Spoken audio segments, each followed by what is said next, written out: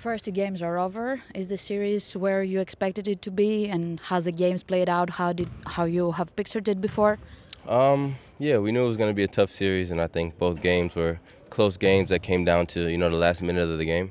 But being able to win a road game there in Owako is big for us because now we have the home court advantage, and that's what we wanted all along. So obviously you'd like to be up 2-0, considering we had a big lead in that fourth quarter over there. But to get out of there with one win is good enough, and now we just gotta play with poise, play calm, bring that same intensity that we brought there on our home floor with our home fans, and try to close it out here. I asked Vincent Poirier after the game ended, the game two. After the third quarter was over, you were down by 10. So what does go through your mind at that time of a game, a very crucial game, playoff game? Just to stay calm. It's a long game. So at the end of the day, you can't lose your composure. You can't rush or be too stressed out. You got to continue to play the same way that you played all game and have faith in your teammates and your team and your strategies. And we were able to do that. I think a couple of times during the series we've kind of lost our cool and had a lot of turnovers. They got out in transition. And with a team like that who scores, at an unbelievable rate, you can't allow them to get easy baskets. So whenever we play with that composure, poise, and we play our game, I feel like we've had the game in our control, and we just got to continue to try to do that. Yeah.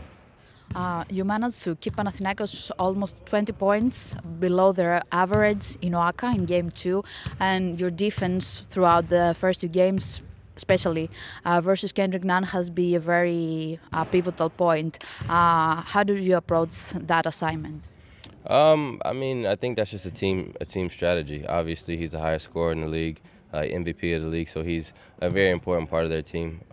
So I think we have to continue to put different looks on him. I'll guard him a little bit. PJ, Elijah, Jordan, who knows who's going to be guarding him, Darius. And we just got to continue to give him different looks and continue to be aggressive on him and make everything challenging. He's a great player. At some point, he may start making some shots and stuff like that. So we can't lose our cool. We just got to continue to stay poised, continue to stay with the game plan, make everything as challenging as possible, and see if we can, continue to, make things challenging for him to score the ball. You're obviously the leader of the team. You have been here the longest since Rodriguez also out with an injury. How do you carry this role in a playoff series?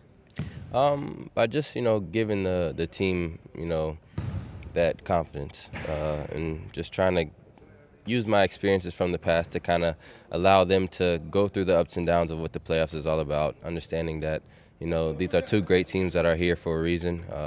Both teams have talent. Both teams have great coaching staffs. So it's going to be an up and down game.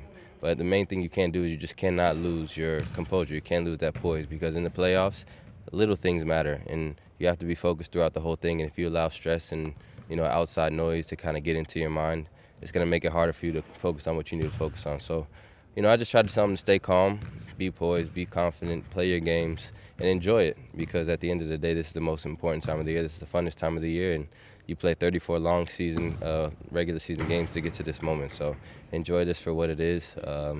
These are moments and experiences that you remember for the rest of your lives. And, just, be in the moment, be present, and have fun with it. Do you feel like sort of privilege that mindset of Coach Ataman? You have played for him for many years.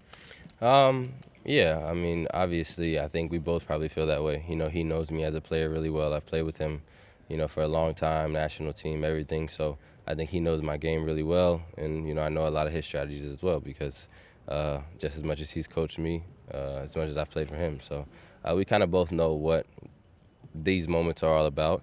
And I'm sure he's, over there thinking of how he can, affect my game in more ways. And, I feel like I know maybe some strategies that he's going to try to use against me. So it's a chess game, but a lot of respect there. And obviously, outside of this moment right here, wish him the best of luck. But for these moments, obviously, hopefully we can get the upper hand.